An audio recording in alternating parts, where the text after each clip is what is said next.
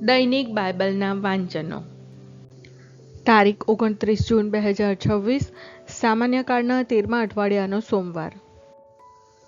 આજે માતા ધર્મસભા સંત પીતર અને સંત પાઉલનો તહેવાર ઉજવે છે. પહેલું વાંચન પ્રેષિતોના ચરિત્રોમાંથી. બીજું વાંચન તિમોથી પર સંત પાઉલનો બીજો પત્ર અને શુભ સંદેશનું વાંચન સંત માથી કૃત ગ્રંથમાંથી. પહેલું વાંચન પ્રેષિતોના ચરિત્રોમાંથી, અધ્યાય 12, કલમ 1-11. એ જ અરસામાં રાજા હેરોદે ધર્મસંઘના કેટલાક માણસો ઉપર અત્યાચાર કરવા માટે હાથ ઉગામ્યા. યોહાનના ભાઈ યાકોબનો તેણે તલવારથી વધ કરાવ્યો, અને યહૂદીઓ રાજી થાય છે એમ જોઈને તેણે આગળ જઈને પિત્તરને સુદ્ધા પકડાવ્યો.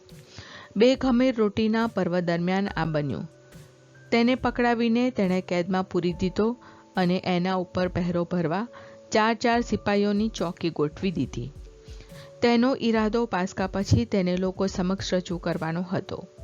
આમ પિત્તરને પહેરામાં રાખવામાં આવ્યો હતો, અને બીજી બાજુ ધર્મસંઘ તેને માટે ઈશ્વરને નિરંતર પ્રાર્થના કરતો હતો.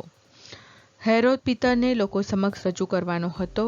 તેની બરાબર આગલી રાતે પિત્તર 2 જંજીરોથી જકડાયેલો 2 સિપાઈઓની વચ્ચે સૂતો હતો. ચોકીદારો દરવાજે કેદખાનાની ચોકી કરતા હતા. અચાનક પ્રભુનો દૂત ત્યાં પ્રગટ થયો અને કોટડી જડાજડા થઈ ગઈ. તેણે પિત્તરને પડખા ઉપર ધબ્બો મારી જગાડીને કહ્યું,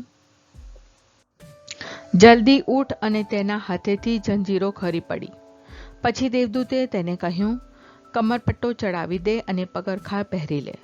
તેણે તે પ્રમાણે કર્યું. પછી દેવદૂતે તેને કહ્યું, ચાદર ઓઢી લે અને મારી પાછળ પાછળ આવ. તે બહાર નીકળીને પાછળ ગયો.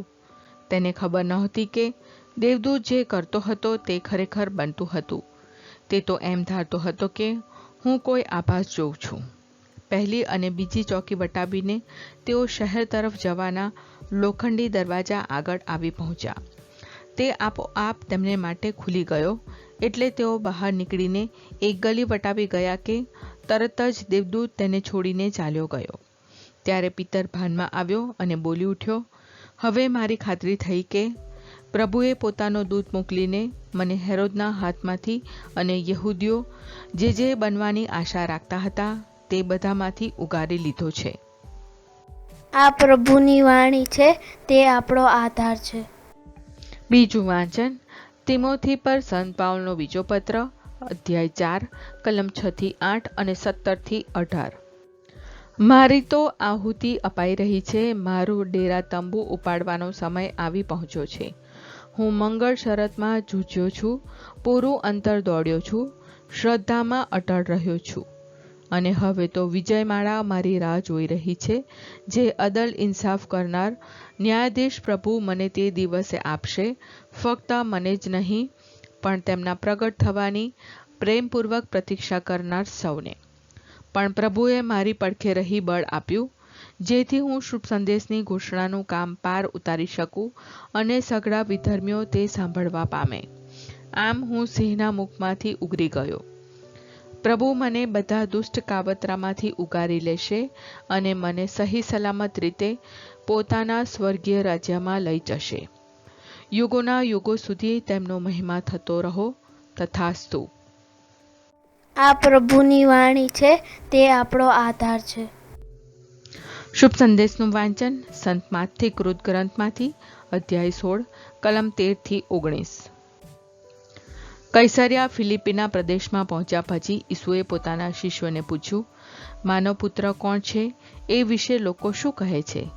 તેમણે જવાબ આપ્યો, કેટલાક કહે છે કે સ્નાન સંસ્કારક યોહાન, કેટલાક કહે છે કે એલિયા, તો વળી બીજા કહે છે કે ઈર્મિયા અથવા કોઈ બીજા પૈગંબર. ત્યારે ઈસુએ પૂછ્યું, પણ તમે શું કહો છો? હું કોણ છું? સિમોન પિત્તરે જવાબ આપ્યો, આપ તો ખ્રિસ્ત છો, ચેતન સ્વરૂપ ઈશ્વરના પુત્ર. એટલે ઈસુએ કહ્યું, યોના પુત્ર સિમોન, તું બળ ભાગી છે, કારણ કોઈ માણસે નહીં, પણ મારા પરમપિતાએ તને આ સત્ય જણાવ્યું છે. અને હવે હું પણ તને કહું છું કે તારું નામ પિતર એટલે ખડક છે, અને એ ખડક ઉપર હું મારા ધર્મસંઘની ઇમારત ચણનાર છું, અને એની આગળ મૃત્યુનું પણ કંઈ ચાલશે નહીં. હું તને ઈશ્વરના રાજ્યની ચાવીઓ સોંપીશ, અને તું જેની જેની પૃથ્વી ઉપર બંદી કરીશ તેની ઈશ્વર તરફથી પણ બંદી કરવામાં આવશે, અને તું જેની જેની પૃથ્વી ઉપર છૂટ આપીશ તેની ઈશ્વર તરફથી પણ છૂટ આપવામાં આવશે. આ પ્રભુની વાણી છે, તે આપણો આધાર છે. પ્રાર્થના. ઓ મારા પ્રભુ ઈસુ, હું મારા પાપો માટે પસ્તાવો કરું છું. મારા પાપો માફ કરો. મારા હૃદયમાં આવો. હું તમને મારા પ્રભુ અને તારણહાર બનાવીશ. આમેન. પ્રભુ તમને સુખી રાખો અને તમારી સંભાળ રાખો. પ્રભુની તમારા ઉપર કૃપા દ્રષ્ટિ અને મહેરબાની હો. પ્રભુની તમારા ઉપર પ્રસન્નતા હો, અને તે તમને શાંતિ બક્ષો.